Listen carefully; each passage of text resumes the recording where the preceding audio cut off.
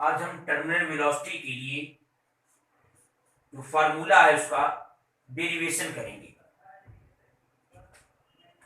Terminal velocity के विषय में कल आपने पढ़ा था, इसको दोबारा सुनिए।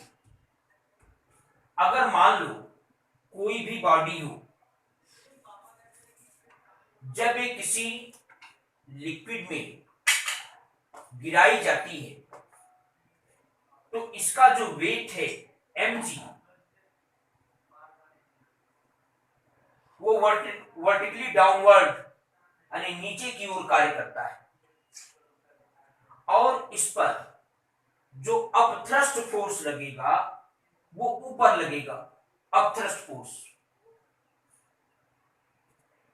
mg बड़ा होने के कारण, अगर मान लो कोई सॉलिड है जैसे आयरन का बना हो या किसी मेटल का बना हुआ हो, तो mg अधिक होगा और जो अपथ्रस्ट फोर्स है वो कम होगा।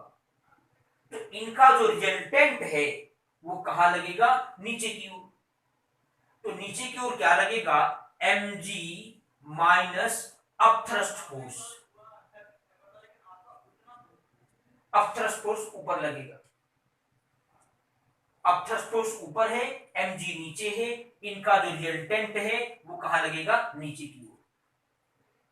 तो इसके कारण, इस रिजल्टेंट फोर्स के कारण जो नीचे की ओर है वो वेलोसिटी बढ़ती जाएगी, वेलोसिटी इंक्रीज होती जाएगी। जब वेलोसिटी बढ़ती जाएगी, जब ये बॉडी नीचे आएगी तो इसके सीध में जो लिक्विड का पोर्शन है वो फिसलेगा।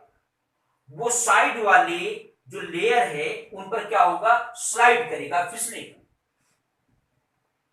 तो इनके बहुत सारे लेयर्स के बीच एक विस्कस फोर्स लगने लगेगा। मतलब ये जो बॉडी है इस पर एक विस्कस फोर्स लगेगा अपवर्ड डायरेक्शन में, ऊपर की। इस विस्कस फोर्स की वैल्यू क्रम से बढ़ती जाती है, और जब इसकी वैल्यू बढ़ करके इतने के बराबर हो जाती है, mg माइनस अपथ्रस्ट फोर्स के इक्वल हो जाता है, तो उस कंडीशन में जो रिजल्टेंट फोर्स है वो जीरो हो जाता है। जब ऊपर की ओर लगने वाला जो विस्कस फोर्स है वो नीचे की ओर लगने वाले रिजल्टेंट फोर्स के इक्वल हो जाता है, उस कंडीशन में ये जो बॉडी है वो एक कांस्टेंट वेलोसिटी से नीचे की ओर मूव करती है, नीचे की ओर मोशन में करती है। उस कांस्टेंट वेलोसिटी को हम कहते हैं टर्मिनल वेलोसिटी। तो देखिए जरा, मान लें आप कि कोई ये स्फीयर है, इसकी रेडियस स्मॉल r है, ये इसका जो डेंसिटी है वो मान लें रो है, जो लिक्विड है जिसमें इसको आप गिरा रहे हो उस लिक्विड की डेंसिटी मान लें सिग्मा है। तो इस पर देखें, इसका जो वेट है, जब आप इसको गिराएंगे इसका जो वेट है वो कहां कार्य करेगा? नीचे की ओर। यानी mg को हम लिख सकते हैं 4/3 pi r cube into rho, क्योंकि इसका जो वॉल्यूम है वो कितना होगा? 4/3 पाई r क्यूब। इस वॉल्यूम में जब हम डेंसिटी से मल्टीप्लाई करेंगे तो क्या मिलेगा? मास। मास इंटू जी, ये कहां लगेगा? नीचे की ओर। जो इस पर अपथ्रस्ट फोर्स है वो कहां लगेगा? ऊपर की ओर। अपथ्रस्ट फोर्स डिस्प्लेस किए गए लिक्विड के वेट के इक्वल होता है। तो जो अपथ्रस्ट फोर्स लगेगा वो कितना होगा? वो होगा 4/3 pi r cube into sigma into g, क्योंकि 4/3 पाई r क्यूब डिस्प्लेस किए गए लिक्विड का वॉल्यूम होगा। जब आप सिग्मा से उसमें मल्टीप्लाई करेंगे तो डिस्प्लेस किए गए लिक्विड का मास होगा इंटू जी। तो डिस्प्लेस हुए लिक्विड का वेट हो जाएगा, यानी अपथ्रस्ट फोर्स हो जाएगा। ये कहां लगेगा? ऊपर की ओर। स्टोक्स लॉ में हमने पढ़ा था कि जब ये टर्मिनल वेलोसिटी से नीचे की ओर आता है तो उस कंडीशन में जो ऊपर की ओर लगने वाला, जो अपवर्ड डायरेक्शन में लगने वाला विस्कस फोर्स है वो कितना होता है? होता है 6 पाई ईटा आर वी। तो विस्कस फोर्स क्या लगेगा? 6 पाई ईटा आर वी। ये लगेगा किधर? ऊपर। अब देखें तो टर्मिनल वेलोसिटी की कंडीशन में रिजल्टेंट फोर्स क्या होता है? 0। रिजल्टेंट फोर्स का मतलब है कि जो नीचे लगने वाला फोर्स है ये इन दोनों लगने वाले फोर्स के इक्वल हो जाता है। तो क्या होगा? टर्मिनल वेलोसिटी की कंडीशन में जो नीचे लगने वाला फोर्स है 4/3 pi r cube rho into जी, ये इन दोनों ऊपर लगने वाले फोर्स के सम के इक्वल होगा।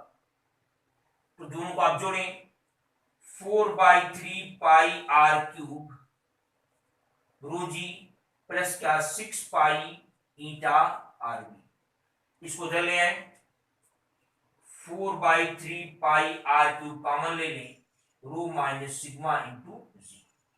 यहां क्या होगा? 6 पाई ईटा आर बी। देखिए पाई से पाई कैंसिल होगा, 2 से 4 कटेगा, यहां आएगा 3, एक आर से एक आर इसका निकल जाएगा। तो यहां से अगर v की वैल्यू निकाले तो v इक्वल टू क्या आएगा? 2, 3 इधर आएगा तो 2 बाई क्या हो जाएगा? 9। ये आर क्यूब है, यहां से एक आर कट चुका है तो यहां क्या बचेगा? आर स्क्वायर, यहां rho minus sigma into g by eta. इतना आया v इक्वल टू। अब यहां देखें जो टर्मिनल वेलोसिटी है, देख सकते हैं वो किन किन बात पर डिपेंड करता है। टर्मिनल वेलोसिटी आर स्क्वायर के डायरेक्टली प्रोपोर्शनल होता है। इसलिए जब कभी वर्षा होती है, जब कभी पानी बरसता है, तो जो बड़ी वाली बूंद होती है, जो बड़ी वाली ड्रॉप होती है पानी की, उसकी वेलोसिटी अधिक होती है, और जो छोटी वाली बूंद होती है उसकी वेलोसिटी कम होती है। क्योंकि यहां देखें जो टर्मिनल वेलोसिटी है वो आर स्क्वायर के डायरेक्टली प्रोपोर्शनल होता है। फिर यहां देखें जो टर्मिनल वेलोसिटी है v, ये प्रोपोर्शनल है इसका। देखें अगर रो माइनस सिग्मा पॉजिटिव है तो टर्मिनल वेलोसिटी पॉजिटिव आएगी। अगर रो माइनस सिग्मा निगेटिव है तो इसकी टर्मिनल वेलोसिटी क्या आएगी? निगेटिव। इसका मतलब है कि जो ये स्फीयर है वो बजाय नीचे जाने के वो कहां जाने लगेगा? ऊपर। जैसे आप अगर वाटर लेते हैं, पानी लेते हैं, तो इसमें आप देखें अगर कोई एयर बबल है यानी वायु का बुलबुला है तो नीचे नहीं जाता, वो कहां जाता है? ऊपर जाता है। क्योंकि वो एयर का बबल है, एयर की जो डेंसिटी है वो कम होती है और पानी के अंदर है उसकी डेंसिटी अधिक होती है, तो ये वैल्यू निगेटिव आएगी। तो निगेटिव आने के कारण जो टर्मिनल वेलोसिटी है वो निगेटिव हो जाएगा। जब निगेटिव हो जाएगा तो बबल बजाय नीचे जाने के ऊपर जाएगा।